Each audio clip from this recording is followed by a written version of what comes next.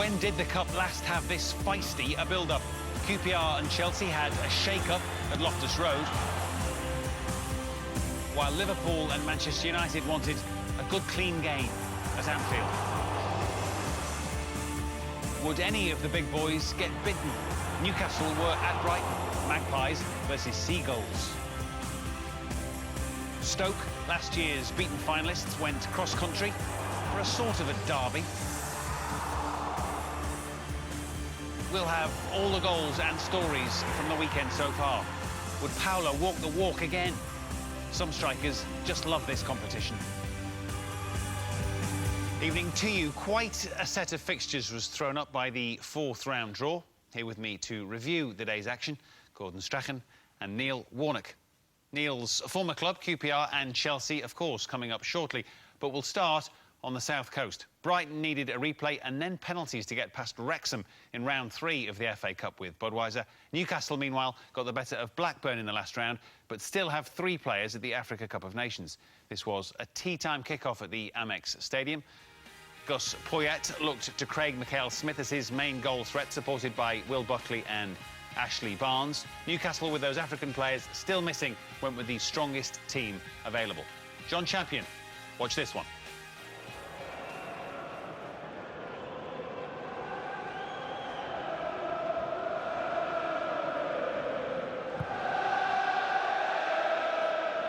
Oh, Best has crept in there, and Best is a foot away from putting Newcastle in front with their first genuine attack.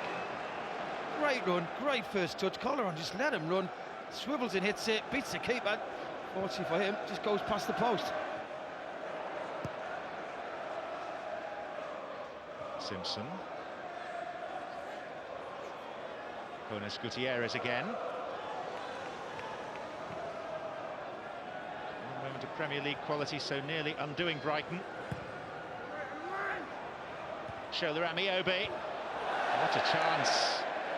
Lovely build-up play by Newcastle, very patient. Good ball from Simpson to the far post. Great header by Amiobi. It just hit the target. Headed back across the goal where it's come from. And that should be 1-0 Newcastle. Williamson. Straightforward catch for Brezovan, the Slovakian goalkeeper.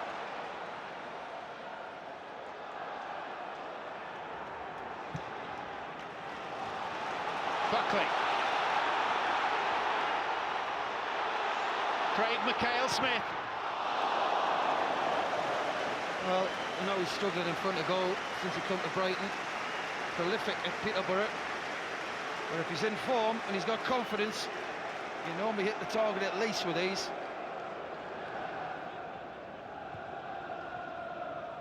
Ben Arthur. Simpson. Chance for Danny Simpson. Lucky bounce for him and then a lucky slice by Greer. Well, it's the first we've seen of Ben Arthur, and that's what he can do. If you can get the ball to him, talking about players who can make things happen, that is a wonderful weighted passing. You see why Danny Simpson doesn't score a lot of goals.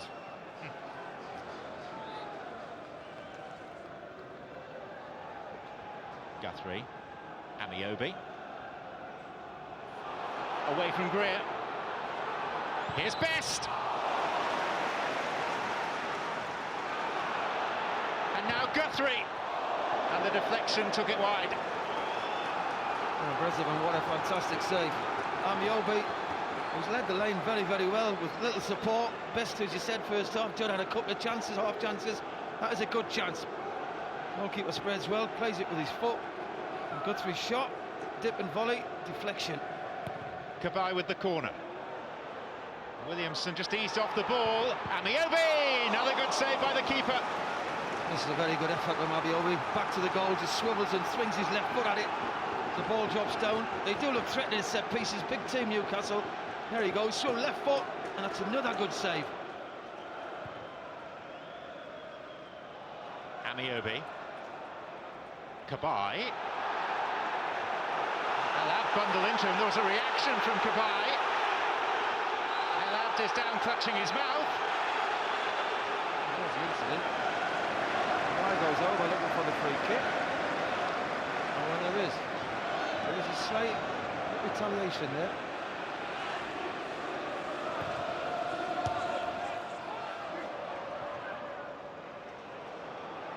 Buckley. Easily away from Simpson. Mikhail Smith pulling away, trying to find space in the middle.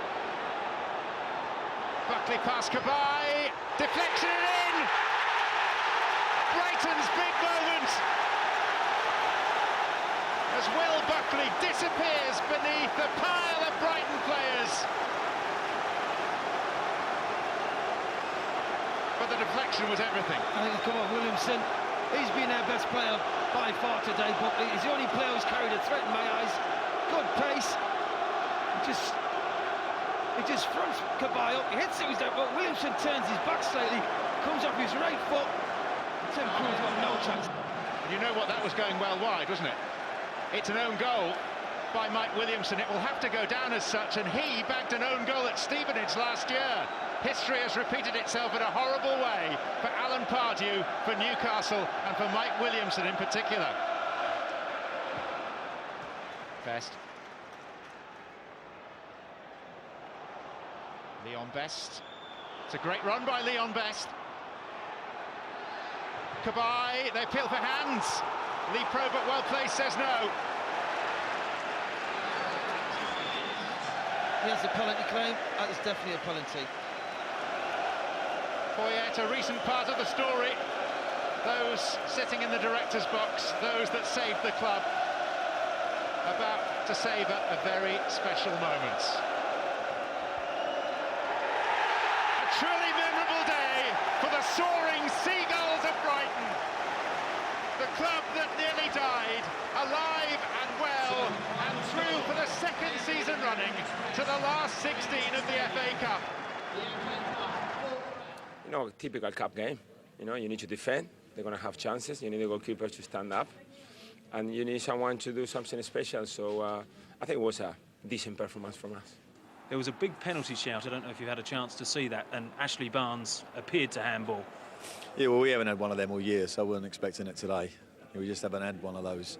And but you know, in terms of us, I can't really fault my players too much in terms of the commitment they've shown to the game. We're just searching for that bit of quality that wouldn't come tonight, and sometimes that happens. Quite a shock. Quite possibly the shock of the day, I would suggest, because Newcastle, I think, had real pretensions here, Gordon, to maybe even win this. By their team and the way they set out. And I think over the weekend we'll hear we're unfortunate to be out of the cup.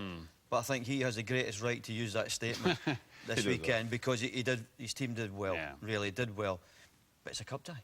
It is, and a few talking points within it, Neil, not least the goal. Well worked from Brighton's point of view, or a bit of questionable defending from Newcastle, or a bit of both? I think what we talked about here is really it's a Cabaye, and he's not a defender, is he? He should have really sent him inside there where the other lads are, but he doesn't really have an opportunity. And you know, the look of the cup, isn't it? He gets a deflection, and that's what wins you the cup. But Alan spoke ever so well there, because I think his team's done well today for him, and they've been undone, as we'll see. You know, they had the shout for the penalty. I know how he feels with Lee Pro, but he never give me anything either. So it's one of those. Don't get started on referees now. We've got an hour and a quarter of this show. I do the paranoia on this show. Okay. Yeah, all right. Yeah. Let's have a look at it, because you'd want a penalty for that. Oh, it's a cert penalty, isn't it? Let's be fair. It's only two hands. To be fair, it's not one hand, is it? It's two hands. It's actually a good save. You know, it really is a good save. Ashley Barnes. Look, I've talked to my two boys there. I said, talking about the Man City Liverpool thing. Yeah, the Micah Richards. And I said, you'll see at the weekend something more blatant than that. It just depends how the referee feels on that day. Yeah. There is a law saying it has to be intentional and all the rest of it, which I think is a stupid law anyway. I think there's something more defining than that. Than intentional. Mickey or Richards otherwise. was, you know, like it come off his leg, and I don't think Phil Dowd saw that, actually. No. We saw that. But there, I mean, both hands, you know, that's not a natural position, is it? It is if you're a coward. It I is. used to do that when I played. No one that. Yeah, they're not quite in front of his face, but I take your point. Where perhaps Newcastle got a little bit of luck was Cabaye got tangled up with El Abden. Does he throw a foot towards the face? I know there's not a lot of contact, but I just wonder what intention there is here. Balotelli, of course, in the news lately. Yeah, I think we'll be comparing this with Balotelli. I think Balotelli was easier for me to make up. I think he might have wanted to give him a nudge, but it's unfortunate his face is. I think he wants to put his foot down to get more power off the floor. Do you? And he just accidentally puts it there. Yeah. You've been sarcastic, yeah, just to make sure that you've been clear. No. I think he's, you know, I look at the whole. I think what I'll be disappointed with is the chances that they had not scoring goals, you know, and that's why he's glad Senegal's got knocked out. Well, exactly. I would imagine he can't get the two strikers home soon enough. I think they might feature in midweek in the Premier League, but they obviously have missed them. We could say that it'd make a difference today. We could say it's made a difference, but they are players that are in form. There's no doubt about that. But who's to say that they still would have got their luck, Brian? But you've got to work for your luck. And they worked hard and they try and play. But yeah, there was a warning before it when Buckley broke away from a throw, and he went and done the same thing. He's done well as well, him. He played against us at Watford last year and ripped us to pieces before Christmas. But when he first went to Brighton, he had a bit of a bad spell. But you can see he's got his confidence now, full of it. And when you're an exciting player like he is and you're confident, it's great to watch. But you're quite happy Brighton get a bit of luck because they're adding to the Championship, the way they play and exciting, and it's expansive of what you see. So it's nice to get a bit of luck sometimes. And they are in round 5. Now, when Kenny Dalglish returned as Liverpool manager last January, his first game was an FA Cup tie at Old Trafford, which didn't go to plan. There's been a bit of water under the bridge between the clubs since then. Suarez, Evra, etc. Luis Suarez was at Anfield today with his daughter. This was the last match of his 8-game ban. At Anfield for us today, Jim Beglin and Clive Tildesley. It's already been a wonderful week for Liverpool. One overdue date at Wembley booked, but 4 changes from the team that saw off Manchester City, most notably recalls for Jamie Carragher and Andy Carroll ahead of Craig Bellamy. Adam Johnson and Cowt are also rested. Manchester United's injury problems have left Sir Alex Ferguson no room for such luxuries. Rooney, Nani, Jones all missing. David De Gea is back in goal. Paul Scholes and Ryan Giggs start with 73 years between them. The two managers have done everything asked of them to calm the fever, but not at the expense of the atmosphere and the passion. The message from both has been, let the football make the headlines. Carragher. Maxi Rodriguez.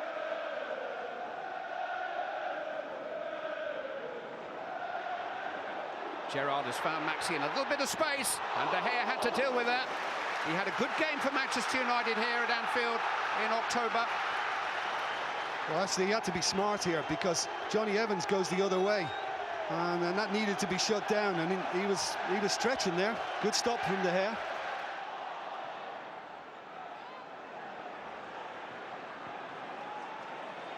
Valencia just opened up for him, and Antonio Valencia's hit the post. Reina diving to his right, soundly beaten.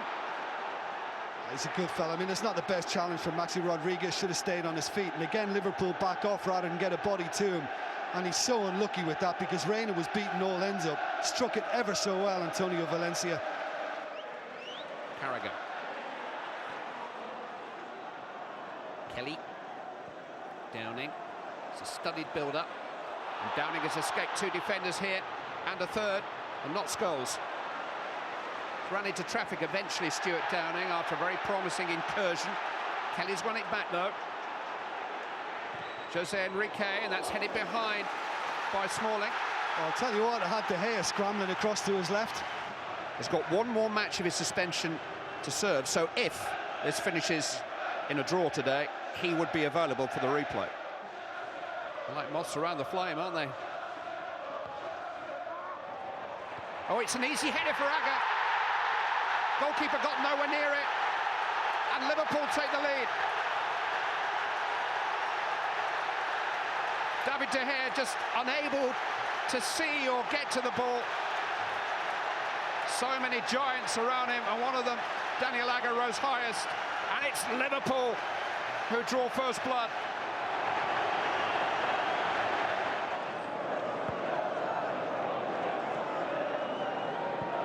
Liverpool look content to bide their time and just wait for a counter-attack or a set piece, which they've scored from. Rafael has got away from Jose Enrique here, though. Pull back towards Park, and there's the equaliser. Swept in by Ji-sung Park. Valencia got Rafael clear down the right-hand side. It's a wonderful strike from Park. You know, the fullback is it's not a good touch, and he's allowed Rafael to get away. And, you know, he's done really well, the Brazilian, to pull it back. And you don't get the time to take that under control in a crowded box. Hit it first time, and he dispatches it absolutely perfectly, the South Korean. But for me, Enrique should have dealt with it. Giggs. It's a tempting cross. Valencia's there. There's a big shout for handball against Agger. The ball from Giggs is a beauty. You say that corridor of uncertainty. Enrique didn't deal with it, and I'm not sure it's intentional. I mean, it comes off his knee. If it did clip the arm on the way, then not for me. You know, the 20 Premier League managers at the moment, 7 are Glaswegians. Owen Coyle is from Paisley on the outskirts. De Gea with another dicey moment. Downing. Found a cross, and Evans had to find a clearance. It was a problem that David De Gea is making. That's extraordinary from De Gea. I mean, it just looked really casual. You know, I mean, I remember watching the Community Shield at the start of the season. He made mistakes then, and, you know, he's still making silly errors. Carrick. Cut out by Enrique. Liverpool have got a lot of men in this break. Smalling's lost it. Here's Carroll with that handball. Andy Carroll blocked by Evans. Another handball shout. Smalling slices it away. Referee says nothing doing. Well, I think the thing again here, is it intentional? Because he tries to play it first time and falls over. Yes, his arm strikes it, but for me, again, not a penalty. I think it would have been very, very harsh. Carrick looking to get Welbeck clear. Rangers committed. Welbeck's round him and skirtled to the rescue for Liverpool. Beautifully timed run by Danny Welbeck. Not such well-timed run by Jose Reina. That's a brilliant run, and kind of reminiscent of what we saw him do at the Emirates last weekend as well, but very good covering from Skirtle. Carrick. Park. Valencia. This is Carrick. Referee allowing play to go on. Michael Carrick shot. It wasn't very far away. Scored with his unfavoured left foot against Bolton a couple of weeks ago. I don't know whether Reina was unsighted, because he seemed to be dealing with it, and then at the last minute there was kind of an extra little burst.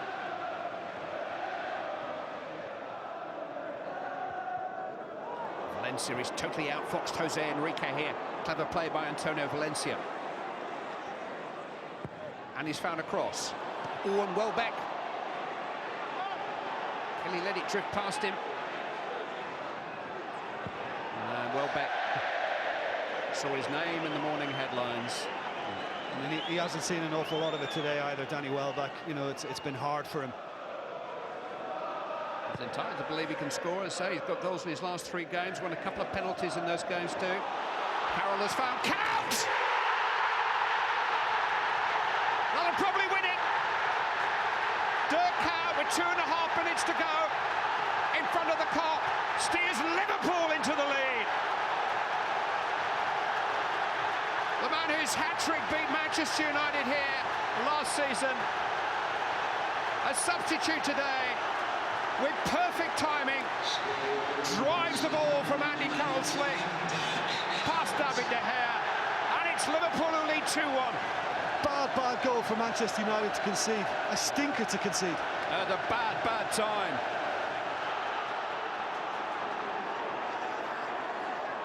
Jose Enrique. Andy Carroll waits, off the crossbar, Count! Just wide! Well, that should have been it. That should have been it. I mean, Andy Carroll, OK, the angle was a bit tight and he nearly managed it, but on the follow-up, I thought, Cout, all you've got to do is just knock it inside the post. You know, it's not the easiest from Carroll, but there, should have scored. For me, should have. Quite a finish, quite a game. A better week for Liverpool than Manchester in the Cups. Reaction and analysis come next.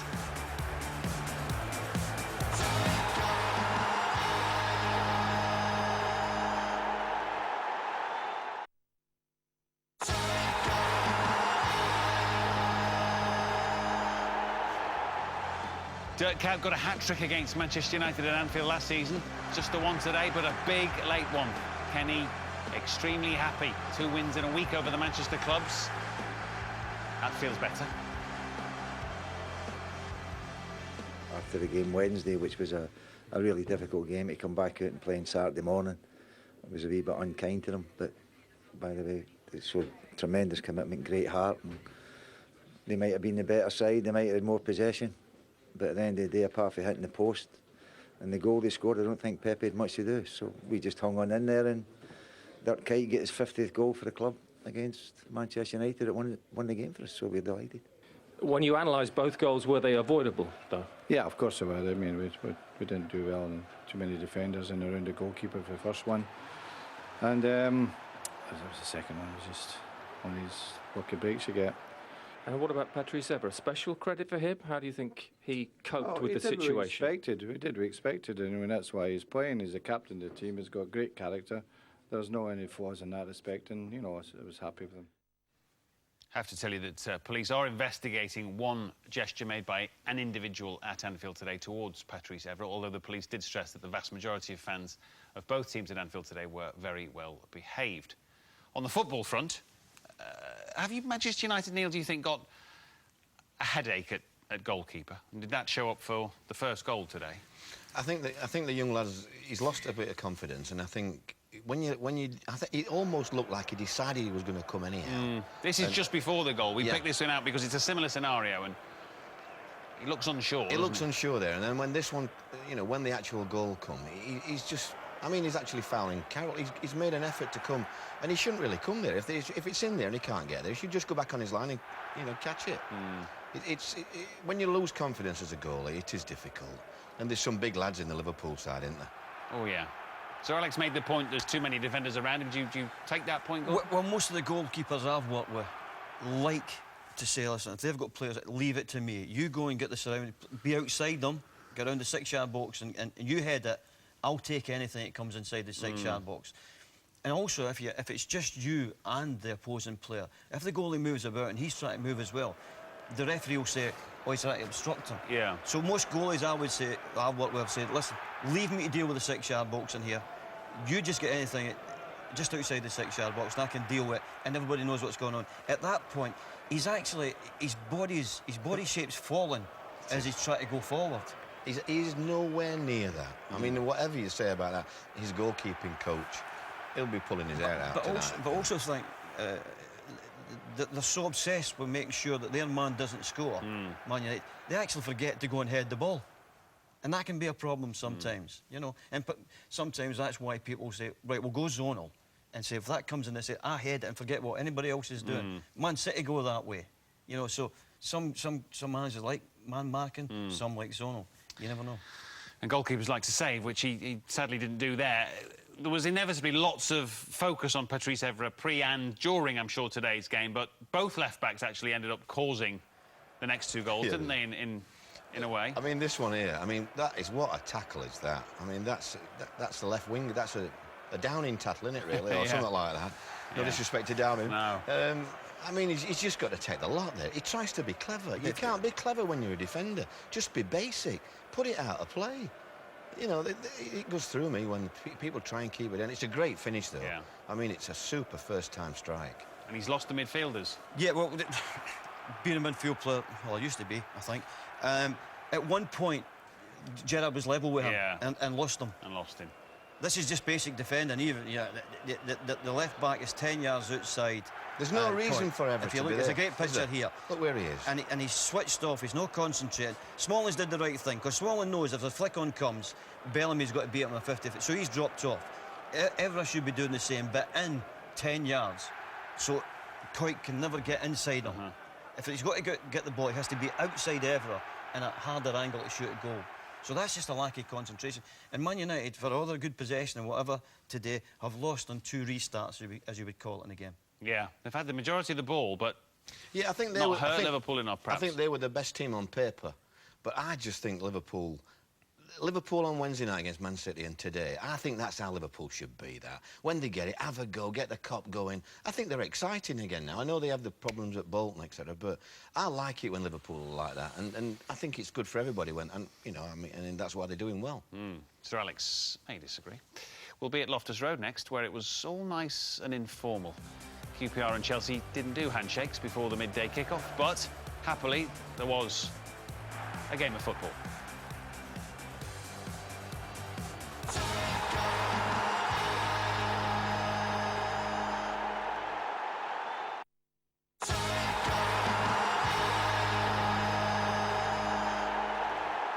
Welcome back. Now, Queen's Park Rangers, of course, Neil's former club, won the right to host Chelsea after a replay with MK Dons. The build-up to the game today inevitably focused on the prospect of a pre-match meeting between John Terry and Anton Ferdinand, the England captain having been charged with racially abusing the QPR defender when the sides met in the league in October, an allegation that Terry denies. Peter Drury was at Loftus Road for us.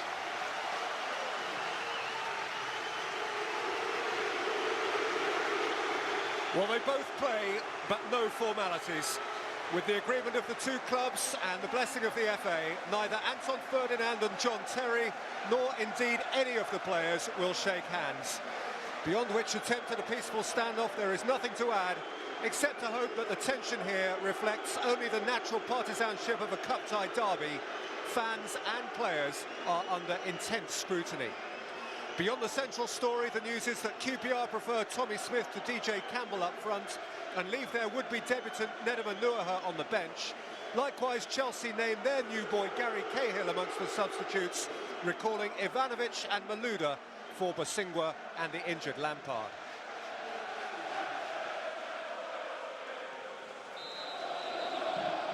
And so, thank goodness to the game. In itself, for lovers of sport, a merciful release from the issues that threaten to obscure it.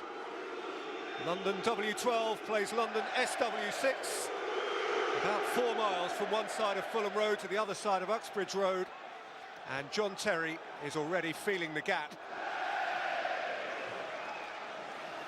Tribalism in a sporting contest at its most acute. It started early, and it will probably not stop. And here's Mackie looking to go beyond Terry, who went to ground.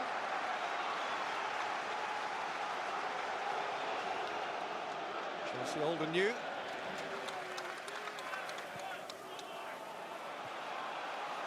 Forward again by Young, who's got to hurry back now, and slithered and lost it to Mata, who can run at Hill here. Juan Mata! Kenny's beaten it out. Ramirez chased it back in, and his header is deflected behind for a corner. Here is a source of great relief to Luke Young, who inexplicably slithered at the key moment, invited Mata to penetrate the penalty area.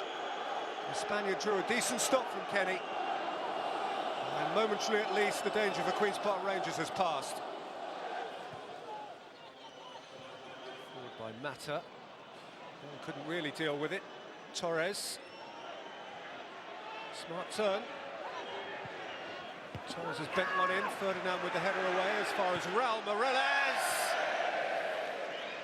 The shot was dipping, it was just off target.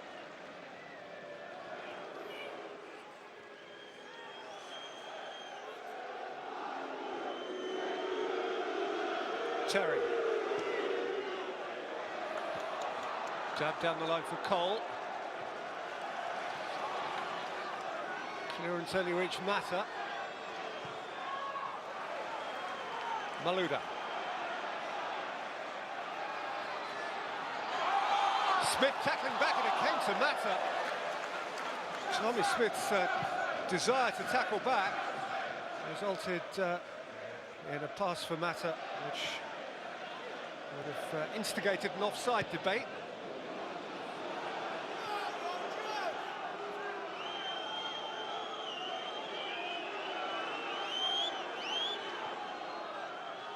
Maluda, Ivanovic, Torres. He's done really well, Fernando Torres. And here's Sturridge!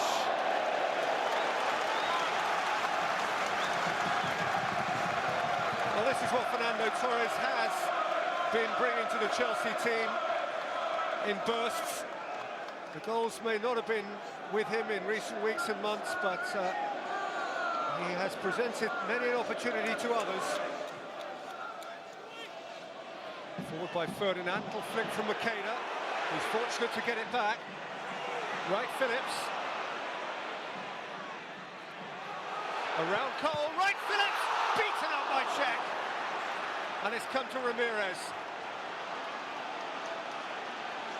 Queen's Park Rangers' best scoring chance to this point.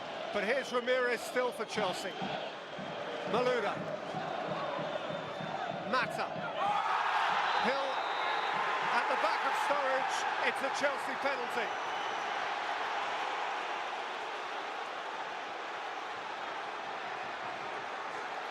Clint Hill at the back of Daniel Sturridge, who tumbled. And these protests will fall on deaf ears. Moments after Petr Cech had made a crucial save at one end, this challenge at the other. Little question, I think, that there was contact, regardless of intent. Sturridge certainly wasn't for staying on his feet. Mata, Chelsea lead on hostile territory.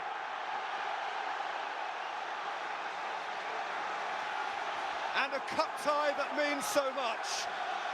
Tips in favour of the favourites and visitors. And Mark Hughes' team must come from behind. Up in the air by Ivanovic, chased in by Barton. Moved on here towards Luke Young. Luke Young!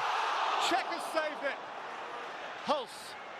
Smith, one more chance perhaps. Smith delivers. And it's come out to Wright Phillips.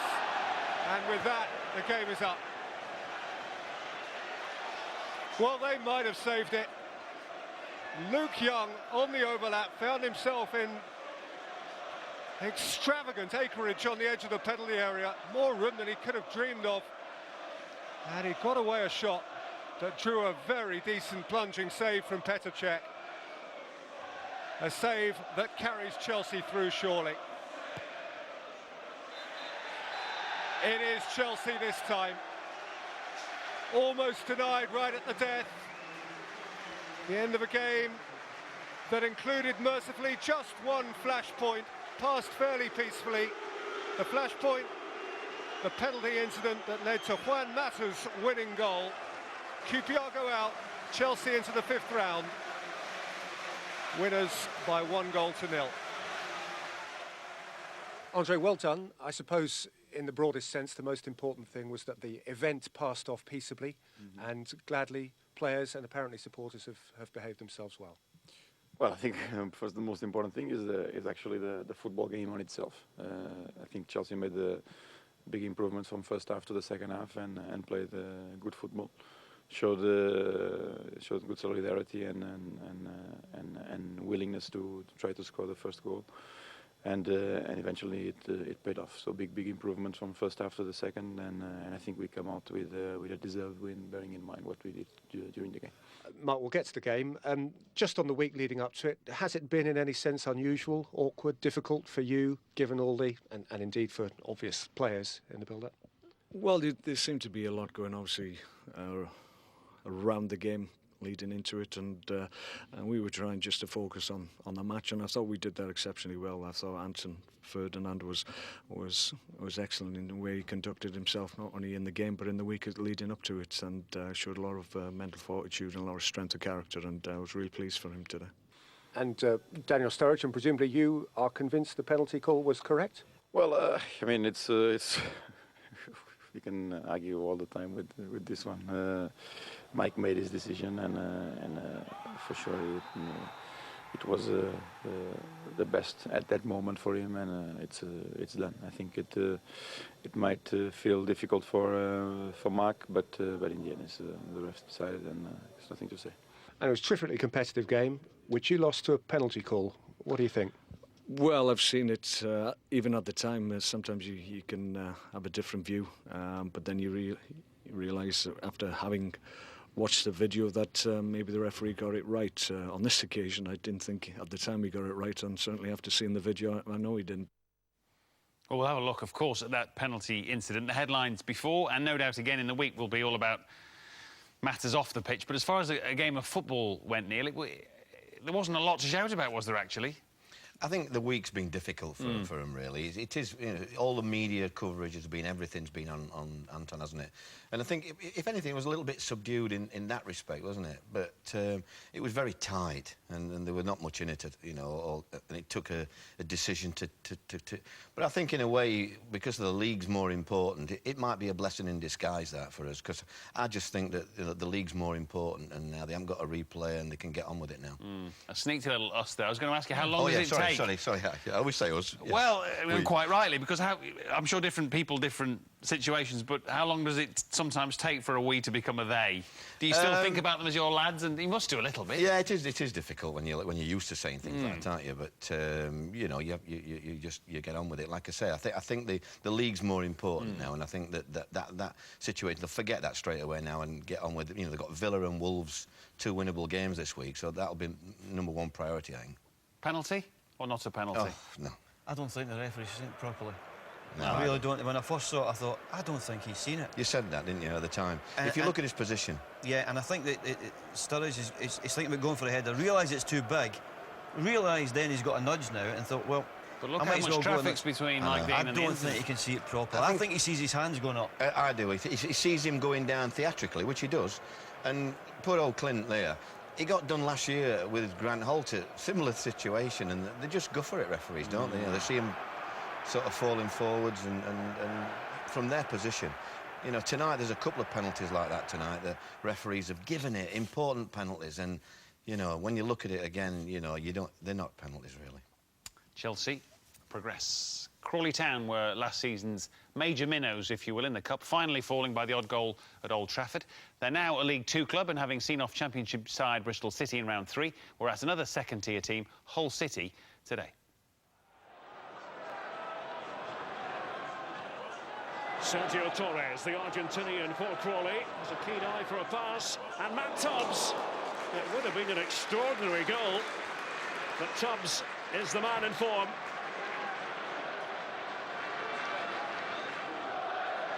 Held up by Fryatt, and here's Kearney.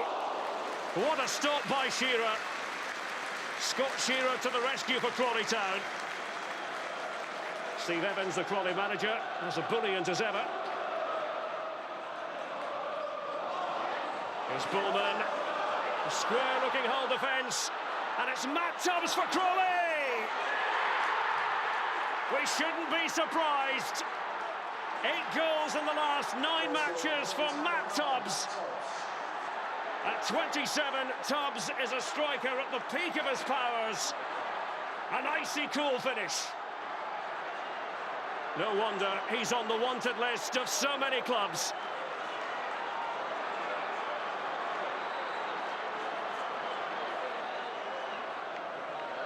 Long throw by Hunt, it's a useful weapon for Crawley.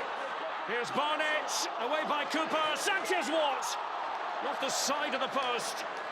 Sanchez-Watt on loan from Arsenal until the end of the season, and that would have been the clincher. Here is corner for Hull. Now, was that handball? Was it inquiry from the Hull players as it came off Pablo Mills? Would have been harsh.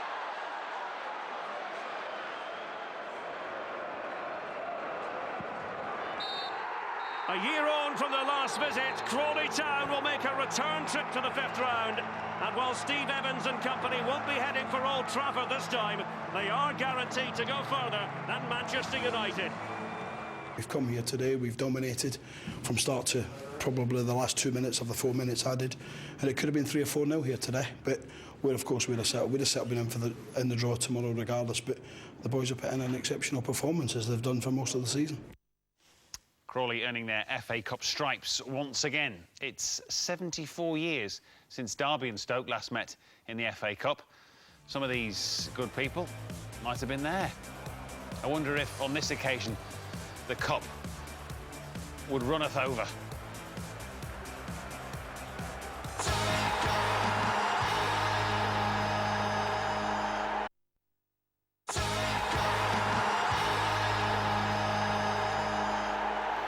There are barely 40 miles between Stoke and Derby, so a quick trip for the Potters this afternoon, looking to impose themselves as the Premier League team on a Derby side that hadn't conceded a goal in 2012.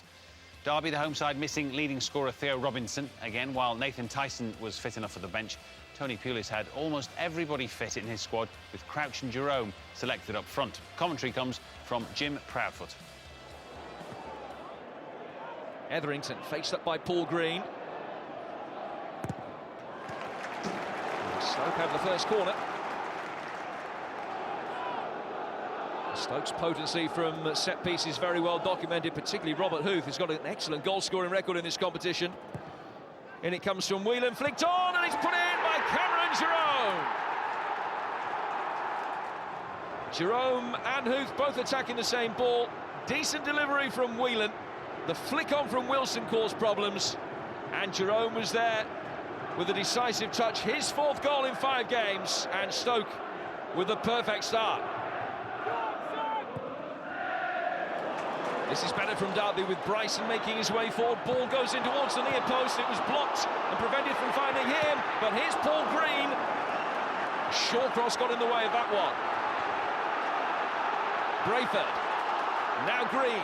They've got round the back of the Stoke City back line. The header away falls for Hendrick, who snatches in his shot, and he's unable to mark his FA Cup debut with a goal.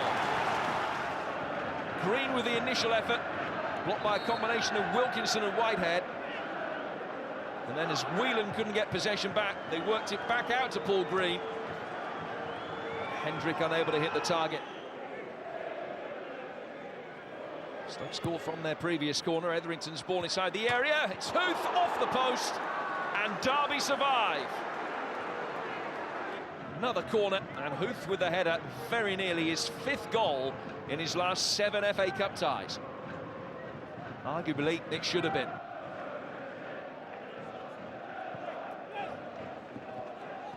Etherington. Oh, Etherington has done brilliantly. Shackle tried to foul him, he couldn't even manage that. Fielding with a good save. And in the end, it's the corner, and Etherington causing real problems. Brilliant piece of wing play by Matty Etherington. Got away from Shackle, who tried to wrestle him to the ground, and he even withstood that. Fielding with a decent piece of goalkeeping.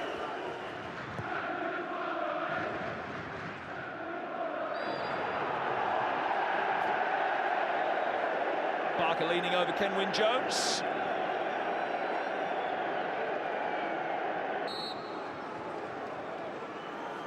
Possibly a little bit too central for Jermaine Pennant.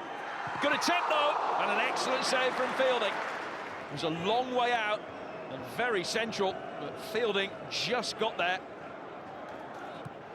Will the corner kick be a profitable avenue for them again? Huth, who hit the post from the last one. Amongst those forward, Jermaine Pennant's delivery, and it wasn't too far away. Walters came to meet it.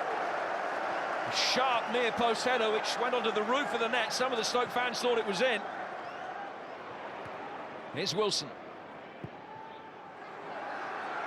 Jones the target.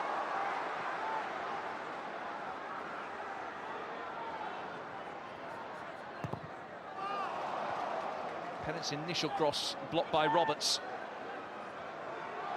He's done brilliantly to find Wilkinson. Now Wilkinson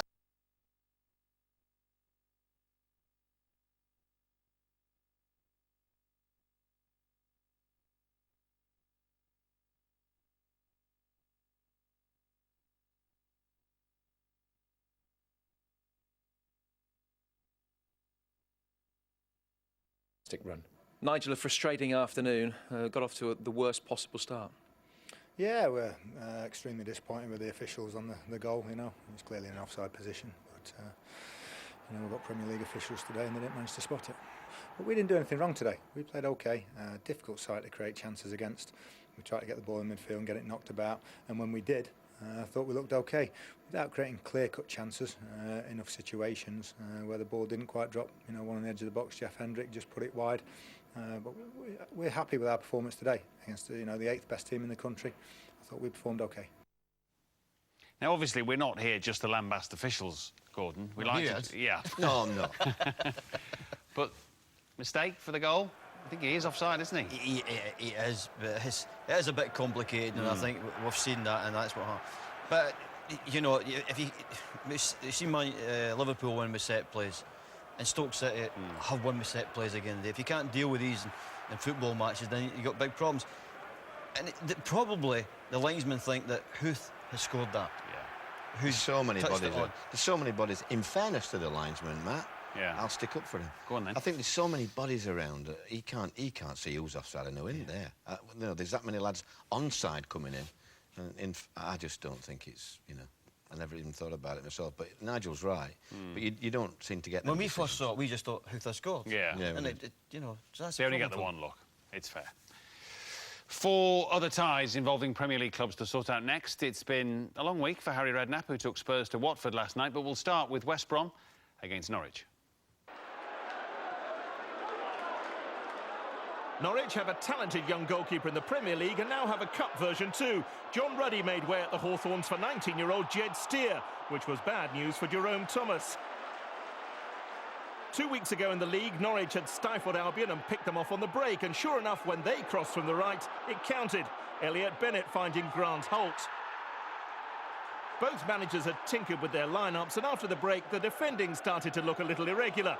Thomas caught out Russell Martin and picked out Marc-Antoine Fortuné, and West Brom were level. But Martin's mistake wasn't the worst, the last or the decisive one in this game, when Craig Dawson dawdled, Simeon Jackson pounced. 2-1 to Norwich for the second time this month, which meant round 5 for the first time in 5 years.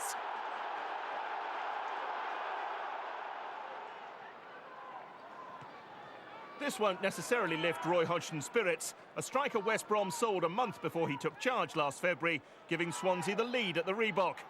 Only Luke Moore's second goal of the season, which is still one more than the player who equalised for Bolton just 2 minutes later. Darren Prattley's first goal since he scored in a playoff semi-final last season for Swansea, hence the low-key reaction. And as at the Hawthorns, the key moment in this tie came a little bit gift-wrapped. Martin Petrov's second-half strike slipping away from Gerhard Tremmel, but only as far as Chris Eagles. This being Bolton this season, still time for one more scare. But when Danny Graham was out of luck late on, Owen Coyle's side were into the 5th round for the 3rd season running, thanks to a 3rd straight home win, 2 of them in the Cup. No wonder it's still got the old magic. We love the cup competition. It's the best cup competition in world football, bar none. It's exciting to be part of it, and we want to go as far as we can. So, but again, another home draw would be very favourable. Vicarage Road, Watford on a cold Friday night. This week at least, Harry Redknapp's idea of the comfort zone. Not that life was about to get any easier. Commentary from John Champion. Hodgson.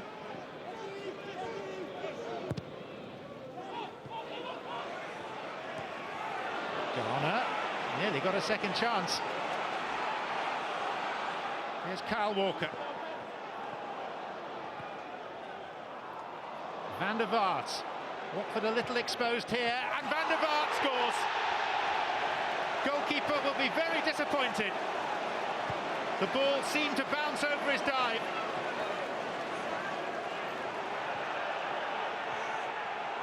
Livermore breaks for Murray! And Deeney! Well, what a moment that so nearly was for the teenager Sean Murray. Mark Yates. Firm header. John Eustace, the captain. I don't don't know, it was difficult tonight. We just kept slipping around and looked like we struggled on the surface for some reason. And they were excellent. They played really well and we played really poor. We rode our luck tonight and we got away with it.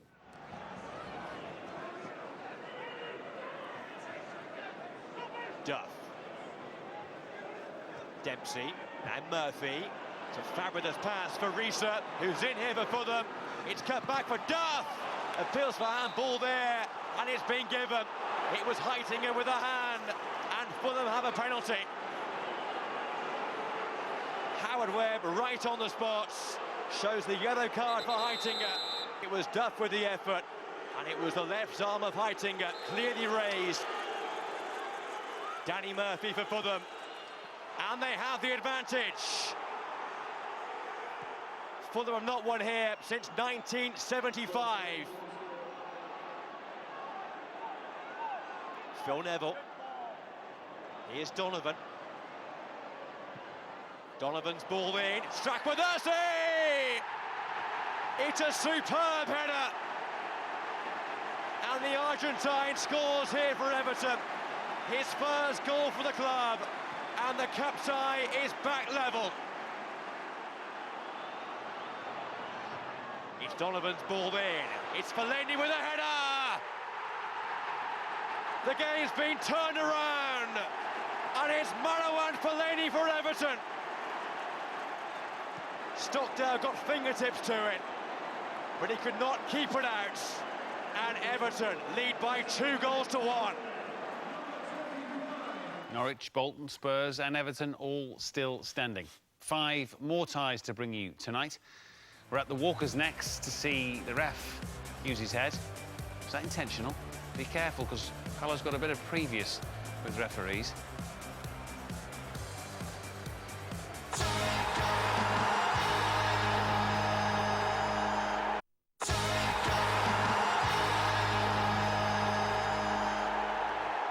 We are giving you the chance to win this top-of-the-range Vauxhall Insignia 2.0 CDTI exclusive sports tourer worth over £24,000, complete with sat-nav, Bluetooth and front and rear parking sensors. On top of that, you'll get your hands on the latest gadgets, including a 3D TV, iPad 2, PlayStation 3, iPhone 4S, golf clubs and a fantastic £2,000. Not only that, but you'll also receive 4 tickets to the FA Cup final in 2013, courtesy of Budweiser. For your chance to win, text CUP to 88323, text costs £1.50 plus 1 standard network rate message, or enter for free online at itv.com. Entrance must be 18 or over. All entry routes close on Monday the 14th of May 2012 at midday. Entries made after the closing time will not be counted, but may still be charged. Good luck. Good luck indeed. The big shock of the third round was Swindon's well-earned win over Wigan. In typically understated fashion, Paolo Di Canio called it the greatest moment of his career, but he didn't really want a big statue. Leicester, who have old players who think they're good, says Paolo, were up next.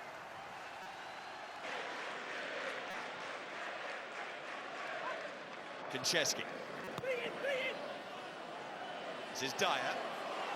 Try and take on Palace for pace and earn the game's first corner.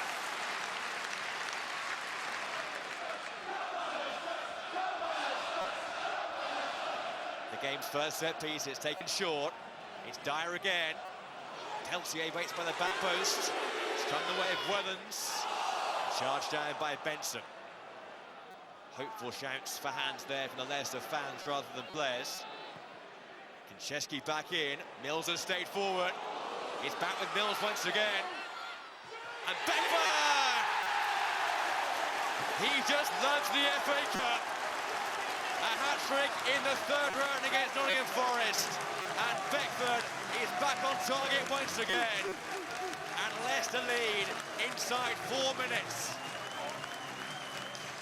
Well, no one scored more cup goals than this man in the last few years in the FA Cup.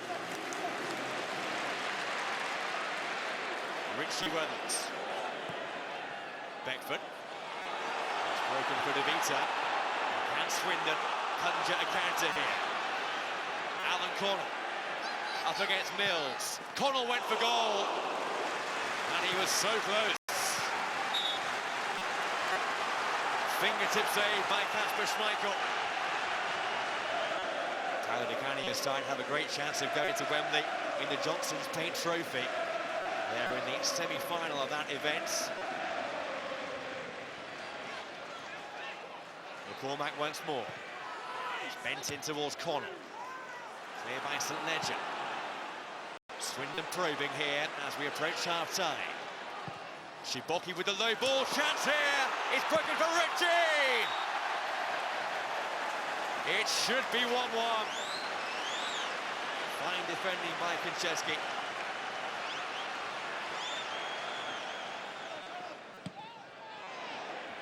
Here's Benson. A late chance here perhaps for Swindon in first half stoppage time. And Konchesky there was late. And the card's coming here for Paul Konchesky. It was a reckless tackle. And the card is yellow from Darren Drysdale.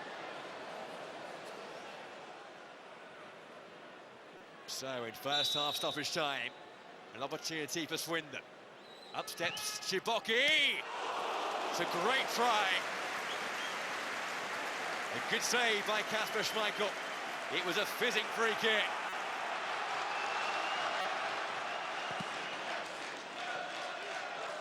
Here's Nugent. There's a lucky break. Withens. Gallagher. Beckford was waiting, and Beckford again! 2-0. And when the cup comes around, he comes alive. Jermaine Beckford out the double. His 7th goal this season, and 5 now in the FA Cup. And Leicester have had to ride their luck here at times, but now they have a clear cushion in this 4th round tie. Dyer on the overlap. Withens looking for Nugent. He timed his run there towards the back post. He has won the corner. The last touch came off Alessandro Ciboki. Corner dinked in. And only just wide by Sean St Ledger. And nearly a 3rd goal there for Leicester. Peltier. Howard. Howard forward again. Here's Gallagher. Looking for support now. It's Nugent! It's a fantastic save by Wes Foderingham. And Nugent knows it should be 3-0.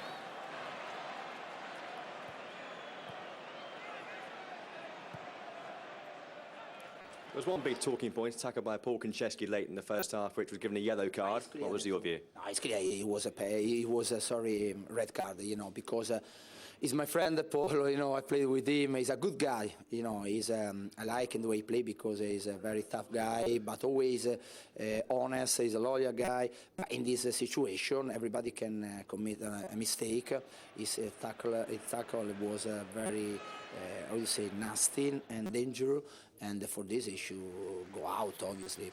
A very close game against a team 2 divisions above you must give the side some great confidence. Absolutely, absolutely.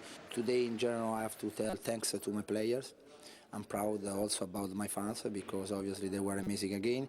But because when they saw play in this manner away from home against a side that play to league above with more experience, with more quality, they have to be absolutely happy. We'll spare Paul Konchesky another look at that fairly horrific lunge that should have been naturally red-carded. But Jermaine Beckford, how some players like some competitions.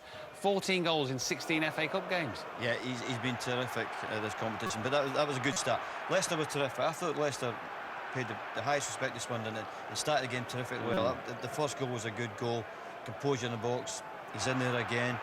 But I thought they were terrific all the game. And Swindon played well as well. Yeah. Swindon played well as well. It was a good game, wasn't it? It was a cracking game. 2 good teams today. And he should be proud of his lads, because I thought they played it in the right way. Like you said, when you see Company get 4 games for that and you see him get away with that, no wonder we go daft, is there? No wonder at all. Now, how would Gary Megson get on back in Blackpool? The Owls boss was back at an early staging post in management. Highlights from that and 3 other ties still to come.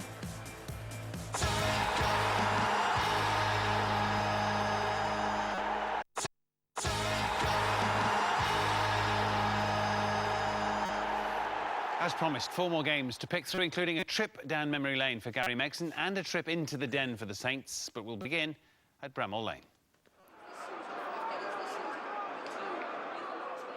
Few players outside the Premier League have created quite as much interest as Birmingham's Nathan Redmond in recent weeks. And an early goal at Sheffield United ensured there'll be lots more talk about where his long-term future lies. No doubt plenty of scouts were at the game for that reason, but he won't be the only Birmingham player who impressed them. By half-time, Adam Rooney had added a second, and Chris Hughton's team were well on course to extend their unbeaten run in League and Cup to 9 matches. And after 8 successive wins at Bramall Lane, Sheffield United were heading for a crushing defeat. They came close when Matt Loughton hit the post, but the 4,000 Birmingham fans who made the trip to Sheffield were treated to 2 more excellent goals, the first of them from Wade Elliott. And Rooney's second of the game at the end of a sequence of 13 Birmingham passes completed a comfortable win for a team who've been quarter-finalists for the past 2 years.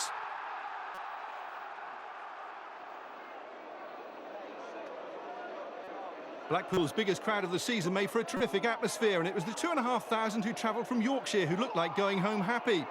But Clinton Morrison's excellent finish was controversial, with Blackpool briefly down to 10 men at the time because of an injury to Keith Southern. It seemed likely to extend Blackpool's 22-year wait for a place in round 5, but they've given themselves a chance of ending that run thanks to a penalty in stoppage time given for a foul on Gary Taylor-Fletcher. At 38, Kevin Phillips is coming towards the end of his career, but as he stepped up to take the penalty, nobody doubted the outcome.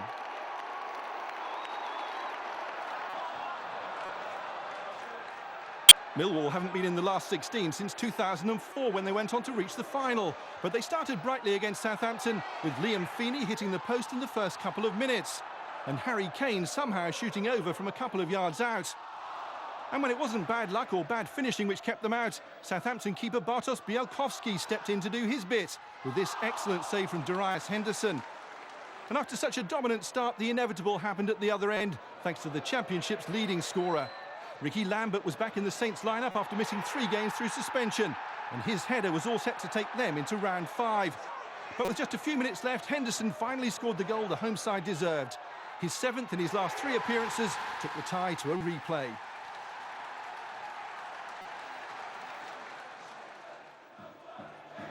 Stevenage welcomed a new manager for their home tie with Notts County, and it turned out to be a perfect debut for Gary Smith. The former Colorado Rapids manager took over a team who'd never before reached the 5th round and inspired them to a flying start as Luke Freeman's shot was turned into his own net by defender Damien Stewart. A run of 1 league win in 14 has left Notts County short of confidence, but they were much improved after the break. And Stevenage had goalkeeper Chris Day to thank for a couple of excellent saves, which denied Martin Allen's team an equaliser and made sure the new manager would become an instant Stevenage hero. Congratulations to Stevenage, first time ever in round 5. That is an achievement. After all we've seen to you 2 resting managers, the last question must be, are you itching to get back in after all those decisions and the hullabaloo of the last week, or are you glad to be out at the moment? I think it's nice to have a rest. I think, you know, when you look at the challenge, I think it's got to be some sort of a challenge that gets me back in it, I think, if I come back in. But sat next to you 2 all night, I think it makes me want to get back in. Right. You know what I mean? It was a question that requires an answer. I suppose I was asking for that. And you're wasting your time with me because I'm just desperate to get some sleep now. We've been watching football since 12 o'clock today, to be honest with you. Yeah. It's been a Well, rollercoaster. I've seen some good stuff, yeah. It's been a rollercoaster. Well, listen, we wish you well whatever comes next, Neil. Thank you very much for being part of the show tonight, Gordon, as always. And I'll see you tomorrow. Yes, we will. We're all at Arsenal, actually, in various guises. Before we go, our live offering tomorrow is Sunderland-Middlesbrough. Adrian and guests up at the Stadium of Light. The 5th round draw follows that, all from 1 p.m. on ITV1 and in HD. And highlights, as Gordon mentioned, from the Emirates tomorrow night, again on ITV1.